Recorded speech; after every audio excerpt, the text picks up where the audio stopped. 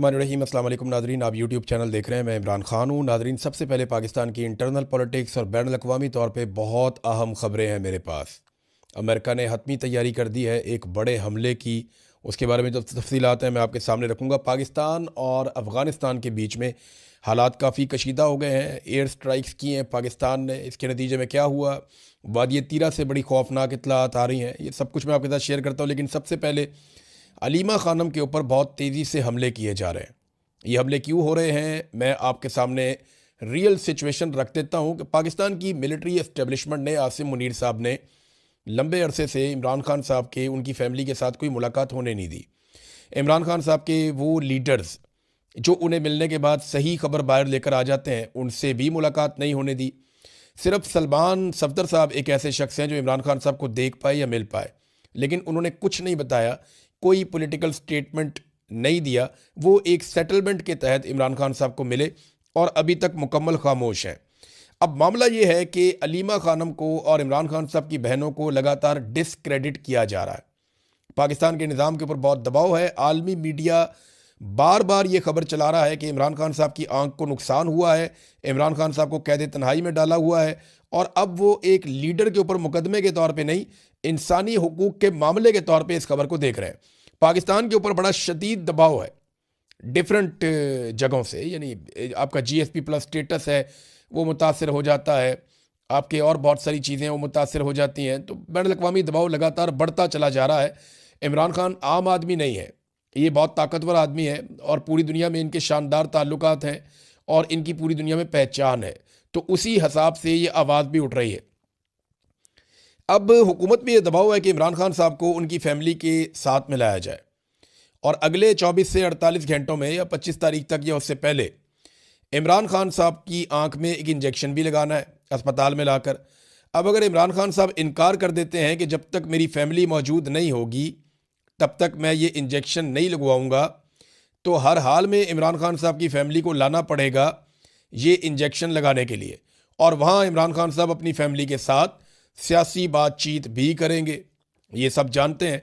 तो इससे पहले कि इमरान खान साहब का कोई पैगाम बाहर आए, देखें इस वक्त पैगाम बाहर कौन ला सकता है। सोहेल आफरीदी को मिलने नहीं दे रहे, पार्टी के वो लोग जिनके ऊपर लोग ट्रस्ट करते हैं उन्हें मिलने नहीं दे रहे, और इमरान खान साहब की बहनों को भी नहीं मिलने दे रहे। तो इमरान खान साहब की बहनें जो पैगाम बाहर लेकर आएंगी वो पैगाम होगा लोगों के लिए एतबार के काबिल। अब इससे पहले कि वो पैगाम कोई बाहर लेकर आए, चाहे वो पैगाम अभी इंजेक्शन लगने के मौके पे आ जाए या इसके बाद किसी और मौके पर आ जाए, आगे ईद का टाइम आ रहा है, रमज़ान का महीना है, हर हाल में इमरान खान साहब की मुलाकात तो करवानी पड़ेगी। ये तो मुमकिन नहीं है कि आप ईद वाले दिन भी इमरान खान साहब की उनकी फैमिली से मुलाकात ना करवाएं, उनके बच्चों के साथ बातचीत ना करवाएं। तो आलमी दबाव बढ़ रहा है। ऐसे में इमरान खान साहब की बहनों को डिसक्रेडिट करने का सिलसिला शुरू हो चुका है, यानी उनको मुतनाज़ बनाया जा रहा है कि अगर इनके ज़रिए से कोई बयान बाहर आए भी तो इमरान खान की बहनों को इतना ज़्यादा मुतनाज़ कर दिया जाए कि उस बयान की अहमियत कम कर दी जाए या उसके हवाले से शकूक व शुबहात पैदा कर दिए जाएं। देखें ना, कोई कॉलम लिखता है और वो ये कहता है कि ये तो विरासत की लड़ाई है। हालांकि इमरान खान साहब हुकूमत में भी रहे हैं, उन्होंने अपनी फैमिली में कभी किसी को कोई ओहदा नहीं दिया। हफीजुल्लाह नियाज़ी साहब से इमरान खान साहब की लड़ाई ये है। एक और नियाज़ी साहब थे, वो इमरान खान साहब को इनामुल्लाह खान नियाज़ी, वो क्यों छोड़ गए, उनके साथ भी लड़ाई ये थी। तो इमरान खान साहब अपनी फैमिली के अंदर ऐसे ओब्लाइज नहीं करते नॉर्मली, और इसकी वजह से उनकी मुखालफत भी फैमिली में पैदा हो जाती है। तो विरासत का मामला तो भूल ही जाए, लेकिन अब कुछ कॉलम निगारों से लिखाया जा रहा है कि जनाब ये तो विरासत की ख्वाहिश है। कोई जो है वो उठ के टाउट ये कह देता है कि जनाब अलीमा खानम जो है वो चेयरपर्सन बनना चाहती हैं पार्टी की, और उन्होंने इस ख्वाहिश का इजहार भी किया। कोई कहता है जी कि ये बाहर नहीं लाना चाहते इमरान खान साहब को उनकी फैमिली, और ये चाहते हैं कि इमरान खान साहब जेल के अंदर ही रहें, जैसा कि ख्वाजा आसिफ और दीगर टाउट्स। अच्छा, कोई कीड़े निकालता है, कोई ताने देता है, तो ये सारे कुछ ना कुछ ऐसा कर रहे हैं। गड्डापुर हो गया, शेर अफजल मरवत हो गया, मिशाल यूसुफजई हो गई। अब ये तो उनकी अपनी पार्टी के अंदर से उनके ऊपर हमलावर हैं, बाहर से भी बहुत सारे लोग हमलावर हैं इमरान खान साहब की बहनों के ऊपर। तो ये सब कुछ इसलिए किया जा रहा है कि इमरान खान साहब के हवाले से ये लोग जो भी कोशिश करें वो कोशिश मुतनाज़ हो जाए, और अगर कभी इनको मौका मिले इमरान खान साहब को कोई पैगाम बाहर लाने का, तो उससे पहले इनकी शख्सियत को इतना मुतनाज़ कर दिया जाए कि उस पैगाम के ऊपर लोगों का भरोसा ना हो। तो ये है जनाब सारा खेल जो अलीमा खानम के साथ और बाकी बहनों के साथ खेला जा रहा है। लेकिन सोशल मीडिया इसको काउंटर कर रहा है, और जो लोग ये खेल खेल रहे हैं वो अभी तक कामयाब तो नहीं हुए, लेकिन एक कंट्रोवर्सी उन्होंने क्रिएट कर दी और पाकिस्तान का मीडिया लगातार इसको हवा दे रहा है। यानी रोज़ाना की बुनियाद पे अली अमीन गंडापुर को, शेर अफजल मरवत को और बाकी लोगों को जो इस बयानिए को उठाते हैं, उन्हें टॉक शोज़ के अंदर बिठाकर ये बयानियाँ इसकी प्रोजेक्शन की जा रही है। नाज़रीन, दूसरी जो बड़ी खबर है जो मैं आपको देना चाह रहा था वो ये है कि पाकिस्तान की वजारत इत्तलाआत ने यह बताया कि पाकिस्तान ने अफ़गानिस्तान में 7 एयर स्ट्राइक्स की हैं, यानी 7 मकामात को निशाना बनाया। ये 3 इलाके हैं जहाँ पे 7 मकामात को निशाना बनाया गया है, और पाकिस्तानी हुकूमत के मुताबिक इनमें दहशतगर्दों के ठिकानों को निशाना बनाया गया और दहशतगर्दों को मारा गया है। अब सवाल एक और पैदा होता है, वो मैं बाद में करता हूँ, लेकिन अफ़गान हुकूमत का इसके ऊपर मौक़िफ़ है। पाकिस्तानी हुकूमत का मौक़िफ़ यह है कि यह रद्द अमल है जो दहशतगर्दी पाकिस्तान के अंदर हो रही है। बल्कि अभी जो हालिया दहशतगर्दी हुई उसमें एक लेफ्टिनेंट कर्नल समेत 3 लोग शहीद हो गए और जवाबी कार्रवाई में कुछ दहशतगर्द भी मारे गए। लेफ्टिनेंट कर्नल हैं शहजादा गुल फराज, ये एक दहशतगर्दी के वाक़े में शहीद हुए। सिपाही उनके साथ करामत शाह, वो भी जाम शहादत नोश कर गए। तो ये बड़ा अफसोसनाक एक वाक़या हुआ। उसके बाद एक रद्द अमल आता है, और इससे पहले भी ऐसे ही ऑफिसर्स की और जवानों की शहादतें हो रही थी। तो पाकिस्तानी गवर्नमेंट ये कहती है हमने रद्द अमल दिया है और वहाँ पे दहशतगर्दों के ठिकानों को निशाना बनाया है और उन्हें मारा है। जबकि अफगानिस्तान की हुकूमत का मौक़िफ़ आया कि पाकिस्तान की जो स्ट्राइक्स हैं उनमें बड़े पैमाने पर सिविलियंस की जानें गई हैं, जिनमें औरतें और बच्चे भी शामिल हैं। ज़बीउल्लाह मुजाहिद जो तर्जुमान है अफगान हुकूमत के, वो ये कहते हैं कि नंगरहार और पक्तिया में बमबारी हुई है, दर्जनों अफराद शहीद और ज़ख्मी हुए हैं, वो ये कहते हैं। और उन्होंने इल्ज़ाम लगाया कि पाकिस्तानी जर्नैल अपने मुल्क की सिक्योरिटी कमज़ोरियों का अजाला इस तरह के जराइम के ज़रिए कर रहे हैं कि हमला किया जा रहा है सिविलियंस के ऊपर। अच्छा, एक सवाल और पैदा होता है जो मैं करना चाहता हूँ। देखिए, ये तो दोनों वजारत इत्तलाआत हैं। अब पाकिस्तानी वजारत इत्तलाआत ये कह रही है कि हमने वहाँ पे दहशतगर्दों को मारा है, अफगान वजारत इत्तलाआत ये कह रही है कि नहीं, सिविलियंस उसके अंदर निशाना बने हैं। बड़ा सवाल ये है कि पाकिस्तान के अंदर जो नुकसान होता है वो सिविलियंस का और सिक्योरिटी फोर्सेस का होता है, और पाकिस्तान की जो सिक्योरिटी फोर्सेस हैं वो हर वाक़े के बाद और पाकिस्तान की हुकूमत बराह रास्त इल्ज़ाम भारत के ऊपर लगाते हैं। तो पाकिस्तान भारत के ऊपर इस किस्म का कोई हमला करके उनको जवाबी कार्रवाई क्यों नहीं करता? देखिए ना, भारत अगर ये हमले करवा रहा है, वो इसके पीछे मास्टरमाइंड है, तो भारत को भी जवाब देना चाहिए। लेकिन पाकिस्तान जो है वो अफगानिस्तान को जवाब देता है, उनके पास एयरफोर्स नहीं है। लेकिन भारत को पाकिस्तान जवाब नहीं दे रहा। पाकिस्तान को भारत को भी फिर जवाब देना चाहिए अगर भारत की अटैक पाकिस्तान के ऊपर कर रहा है। उसूलन तो यही होना चाहिए। भारत की एयरफोर्स के तैयारे भी हमने गिराए थे कुछ अर्सा पहले, मैं ये भी आपको बता दूं। अब भारत में कुछ भी हो जाए ना, तो वो बगैर सबूत के पाकिस्तान के ऊपर चढ़ दौड़ता है और पाकिस्तान के अंदर आके स्ट्राइक कर जाता है। जब कुछ भी हो जाता है भारत के अंदर, वो सबूत कोई नहीं दिखाते। पाकिस्तान कहता रहता है सबूत दिखाएं, कोई चीज़ है तो सामने लेकर आए, लेकिन भारत हमला कर देता है हमेशा पाकिस्तान के ऊपर। और पाकिस्तान जो है वो रिस्ट्रेंट का मुजाहरा करता है और कभी भी भारत को जवाबी कार्रवाई नहीं करता जब पाकिस्तान के अंदर भारत दहशतगर्दी करवाता है, बकौल पाकिस्तानी गवर्नमेंट के लगातार ये सारे वाक़यात भारत करवा रहा है। अब नाज़रीन, आ जाए कि अमेरिका क्या कर रहा है रीजन में। ईरान के आसपास जितने भी अमेरिका के अड्डे हैं, उन सब के ऊपर बड़े पैमाने पर अमेरिका हथियार और फौजी जमा कर रहा है। तेज़ी से अमेरिकी बहरी बेड़े जो हैं वो इस इलाके में पहुंच रहे हैं। कुछ बहरी बेड़े पहुंच गए थे, कुछ अभी ट्रैवल करके पहुंच रहे हैं। जबकि यूरोप के अंदर, मिडल ईस्ट के अंदर अमेरिका के बहुत सारे फौजी अड्डे हैं। इन तमाम फौजी अड्डों पर बड़े पैमाने पर जंगी जहाज़ और जो फोर्सेज हैं वो और हथियार वो अमेरिकन पहुंचा रहे हैं। और डोनाल्ड ट्रंप ने पहले ही धमकी दी है कि ईरान के ऊपर अटैक किया जा सकता है, और इससे पहले कई यूरोपीय ममालिक जो हैं वो अपने शहरियों को कह चुके हैं कि वो ईरान को छोड़ दें। तो ऐसा लगता है कि अगर ईरान और अमेरिका के बीच में कोई डील नहीं होती और कोई नतीजा नहीं निकलता, तो ईरान के ऊपर अमेरिका दबाव बढ़ाने के लिए एक बड़ी स्ट्राइक कर सकता है। और अगर अमेरिका को किसी मौके पे ये महसूस हुआ कि ईरान में रजीम चेंज हो सकता है, तो वो हर सूरत रजीम चेंज करवाएगा। इस वक्त जो ईरान की सियासी क़यादत है और जो मजहबी क़यादत है वो बहुत ख़तरे में है, क्योंकि इसराइल पहले एक प्रोजेक्ट के ज़रिए से बहुत सारे लोगों को वहाँ पे शहीद कर चुका है, और अमेरिका और इसराइल मिलकर ये कार्रवाई करेंगे। ये बैनुल-अक़वामी अखबारात के अंदर चीज़ें छप रही हैं, और इसमें एक बहुत बड़ा इंटेलिजेंस का नेटवर्क है इसराइल का जो ईरान के अंदर काम करता है, और उसकी मदद अमेरिका को हासिल रहेगी। अब ये साफ दिखाई दे रहा है कि अगर ईरान अमेरिका की बात नहीं मानता और किसी ऐसे नतीजे पर नहीं पहुंचता जिससे डोनाल्ड ट्रंप मुतमईन हो जाए, तो एक हमला तो अमेरिका ईरान के ऊपर करने वाला है।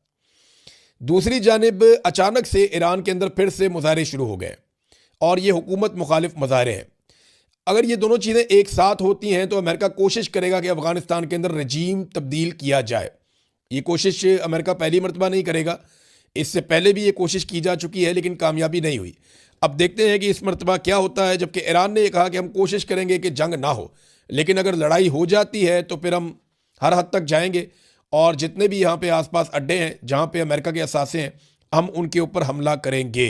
तो पाकिस्तान के साथ भी अमेरिका के बेहतरीन ताल्लुकात की एक वजह यह है कि पाकिस्तान का बॉर्डर बिल्कुल ईरान के साथ लगता है और अफ़गानिस्तान के भी साथ लगता है। तो ये एक इम्पॉर्टेंस पाकिस्तान की बन जाती है, ख़ास तौर पे बलूचिस्तान की। और अमेरिका समझता है कि यहाँ पे स्ट्रेटजिकली पाकिस्तान कितना इम्पॉर्टेंट है। अब नाजरीन आप इस बात पे आ जाएंगे, वादी तीरा के अंदर एक इंसिडेंट हुआ। कुछ जगहों पे रिपोर्ट हुआ कि ये मर्डर गोला मारा गया, जिसके नतीजे में एक मुसाफिर गाड़ी में 2 बच्चों समेत 5 लोग शहीद हो गए। और कुछ इतलात के मुताबिक एक ड्रोन हमला था जिसके नतीजे में मुसाफिर गाड़ी के अंदर 2 बच्चों समेत 5 अफराद शहीद हो गए।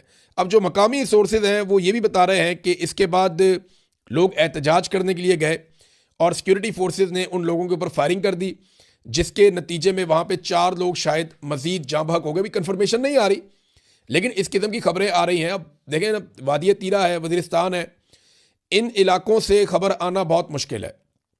मकामी सहाफ़ियों को खबर बहुत मुश्किल से मिलती है, हम तो फिर भी बहुत दूर बैठे हैं, लेकिन सोर्सेज ये बता रहे हैं और मैं आपके सामने रख रहा हूँ कि यहाँ पे पहले एक हमले में कुछ लोग इसको मार्टर गोले का हमला कह रहे हैं, कुछ लोग इसको ड्रोन हमला कह रहे हैं। उसके अंदर शहादतें हुई हैं और उसके बाद एहतजाज के दौरान मुजाहिरीन की शहादतें हुई हैं। और अब जो ताज़ा तरीन इतला आ रही है वो ये है कि बाड़ा चौक के अंदर लाशें रख दी हैं लाके मुजाहिरीन ने, और MNA इकबाल अफरीदी भी वहाँ पे मौजूद हैं। और ये अपर बाड़ा में ये हमला हुआ था मुसाफिर गाड़ी के ऊपर। और अब ये मुतालबा किया जा रहा है कि इसकी FIR भी दर्ज की जाए और सज़ा भी दी जाए। और ये लोग अपना मुतालबा कर रहे हैं कि हमें इंसाफ मिलना चाहिए। और ये भी कहा जा रहा है कि हम लाशें लेकर पेशावर की तरफ भी रवाना हो सकते हैं। ये नाजरीन तीरा की सूरत हाल है। और आपको याद होगा इससे कुछ अर्सा पहले जब वादी तीरा के मुतासरीन के लिए वज़ीर आला खैबर पख्तूनख्वा ने 4 अरब रुपए का पैकेज दिया, तो पूरे पाकिस्तान के मीडिया ने रोला डाल दिया था कि 4 अरब रुपया आपने इन गरीब लोगों को, कमज़ोर लोगों को, बेघर लोगों को, जंगज़दा लोगों को, मासूम और निहत्ते लोगों को आपने 4 अरब रुपए का पैकेज क्यों दे दिया। ये सवाल उठाया जा रहा था ना बहुत ज़्यादा मीडिया में। अब 11 अरब रुपए का एक अय्याशी करने वाला वैलेंटाइन तैयारा लिया हुआ है मरियम नवाज़ ने, मीडिया उसके खिलाफ उस तरह आवाज़ नहीं उठा रहा। तो ये शिकवा वज़ीर आला ने भी किया खैबर पख्तूनख्वा के। और ये तकलीफ दे बात है एक छोटे सूबे के कमज़ोर लोगों के लिए कि उन्हें अगर कुछ थोड़ा बहुत उनका हक मिलता है तो उसके ऊपर शोर मचा दिया जाता है, और दूसरी तरफ अय्याशी के लिए एक वैलेंटाइन तैयारा लिया जाता है। और इसराइली तैयारा है, शानदार तैयारा है, और उसके ऊपर किसी किस्म की कवरेज उस तरह से नहीं होती, वैसे तनकीद नहीं होती। वज़ीरिस्तान से नाज़रीन एक वीडियो आई है और ये बिलाल खान अफरीदी साहब हैं, इन्होंने ट्वीट की है और ये बता रहे हैं जी वज़ीरिस्तान में कर्फ्यू लगा हुआ है। और ये वज़ीरिस्तान का एक इलाका है, वो ये बता रहे हैं, आप साफ देख सकते हैं कि बड़े बड़े ट्रॉलर्स वहाँ से मादनी वसाइल से लदे हुए हैं और मादनियात लेकर बाहर जा रहे हैं, जबकि दूसरी तरफ पूरे इलाके में कर्फ्यू नाफिज है। यानी आम लोगों की ज़िंदगी मफलूज है, मगर जो वसाइल हैं या मादनियात हैं उनकी तरसील बिला रुकावट जारी है। ये मैंने आपको पहले ही बताया था कि ना तो तेल रुकता है, उसकी स्मगलिंग रुकती है ईरान से, ना मादनियात की आमदरफ्त रुकती है। अगर रुकता है तो आम आदमी रुक जाता है। कर्फ्यू है आम आदमी के लिए है, मादनियात के लिए कोई कर्फ्यू नहीं है। मादनियात हर वक्त निकलती रहती हैं और मादनियात के जो ट्रॉले जाते हैं उन्हें अमान हासिल है सिक्योरिटी फोर्सेस की जानिब से भी और दहशतगर्दों की जानिब से भी, क्योंकि उसमें माल है और वो सबको माल खिलाते हैं ऐसा लगता है। बहरहाल मादनियात वहाँ से जा रही हैं और ये सबूत भी उन्होंने दिखाया कि कर्फ्यू के दौरान भी मादनियात की तरसील जारी है। नाजरीन एक ख्वाहिश है बहुत पुरानी और ये ख्वाहिश है ग्रेटर इसराइल की। ये ख्वाहिश वक्तन फ़वक्तन सामने आती रहती है। इसराइल के जो हुक्मरान हैं वो ये कहते रहते हैं ग्रेटर इसराइल का मतलब ये है कि उर्दन, सऊदी अरब का एक हिस्सा, इराक़ का एक हिस्सा, शाम, मिस्र, लबनान, इनके कुछ इलाके जो हैं ये सारे शामिल करके एक बहुत बड़ा इसराइल बनेगा जहाँ पे इसराइल की हुकूमत होगी और समुंदर का भी एक बड़ा एरिया इनके कंट्रोल में होगा और सुएज़ कनाल भी इनके कंट्रोल में चली जाएगी। तो दुनिया की मईशत के ऊपर एक बड़ा तगड़ा कंट्रोल आ जाएगा इसराइल का। ये एक पुराना एक मंसूबा है ग्रेटर इसराइल का। अब इसके ऊपर जो है वो अमरीकी सफ़ीर जो है इसराइल के अंदर, उन्होंने रिमार्क्स दिए हैं और उन्होंने कहा कि मशरक़ वस्ता में इसराइल का कंट्रोल काबिल कबूल हो सकता है। और इन तबसरों को जिना अब ये तबसरे इस तरह के हो रहे हैं। इससे पहले एक और तबसरा भी आया था कि वहाँ पे जो एक थर्ड टेम्पल है उसकी तामीर के हवाले से भी अमरीकी हुकाम ने एक स्टेटमेंट जारी किया था। तो इसराइल के लिए जितना जितना डिलीवर किया डोनाल्ड ट्रंप ने, इतना तारीख में कोई अमरीकी सदर नहीं कर पाया। डोनाल्ड ट्रंप ने इसराइल के साथ दोस्ती निभाई है और कमाल तरीके से निभाई है। डोनाल्ड ट्रंप ने प्लेट में रख के वो तमाम ममालिक जो इसराइल के लिए ख़तरा थे वो इसराइल के कदमों में पेश किए हैं। यानी पाकिस्तान एक वाहिद मुसलमान एटमी मुल्क है और पाकिस्तानी वज़ीर आज़म और पाकिस्तानी हुकूमत का ये स्टेटमेंट आता है कि उन्हें पीस बोर्ड के अंदर कोई एतराज़ नहीं है इसराइल की शमूलियत पे, और वहाँ मुतालबा भी नहीं किया जाता कि ये पीस बोर्ड के अंदर गज़ा के लोगों को या फ़लस्तीनियों को शामिल किया जाए, और उनकी रियासत के हवाले से भी कोई मुतालबा एज सच अभी तक सामने नहीं आया। तो नाज़रीन, इसके ऊपर जो है ना सऊदी अरब की वज़ारत ख़ारजा ने बड़ा सख्त रद्द अमल दिया है। ये जो अमरीकी सफ़ीर का स्टेटमेंट आया, रियाद ने मुतनब्बा किया कि बयानबाजी से इलाकाई इस्तेहकाम को ख़तरा लाहक है। सऊदी अरब का मुतालबा भी सामने आया कि 1967 की सरहदों पर मबनी 2 रियासती हल के लिए अपनी हमायत का उन्होंने कहा जी हम आदा करते हैं, ये जारी रहेगी, जिसमें मशरक़ी अल-कुद्स मुस्तकबिल की फ़लस्तीनी रियासत का दारुल-हुकूमत होगा। वो पुराना फार्मूला 1967 की करारदाद के मुताबिक फ़लस्तीनी रियासत का क़याम अमल में लाया जाए। एक तरफ ग्रेटर इसराइल और एक तरफ फ़लस्तीनी रियासत का क़याम, ये दोनों बिल्कुल अपोजिट चीज़ें हैं, लेकिन अमेरिका या डोनाल्ड ट्रंप हमेशा इसराइल के साथ जाएंगे और वो ये खुलकर कहते हैं और इसमें उनको कोई आड़ भी नहीं है ये बात कहने में। नाज़रीन, हमारे जो सहाफ़ी दोस्त हैं सोहराब बरकत साहब, उनकी सुप्रीम कोर्ट से ज़मानत हुई और उनके खिलाफ अब एक और FIR सामने आ गई। यानी कानून का और इंसाफ का मजाक उड़ा दिया पाकिस्तान के अंदर पाकिस्तान के इदारों ने, और ये सब जानते हैं इसके पीछे पाकिस्तान की इंटेलिजेंस एजेंसियां हैं। अदालतों की तौकीर जो है वो ख़त्म हो रही है, बेतौकीर हो रही हैं अदालतें, उनके ऊपर से एतमाद ख़त्म हो रहा है। मैं ये बात कहना चाहता हूँ, देखिए सौराब तो ये वक्त गुजार देगा, एक दिन आएगा बाहर भी आ जाएगा, आज़ाद भी हो जाएगा, लेकिन ये बात याद रखिएगा कि ये वक्त गुजर जाएगा, मगर इदारे अपनी साख जिस तरह बर्बाद कर रहे हैं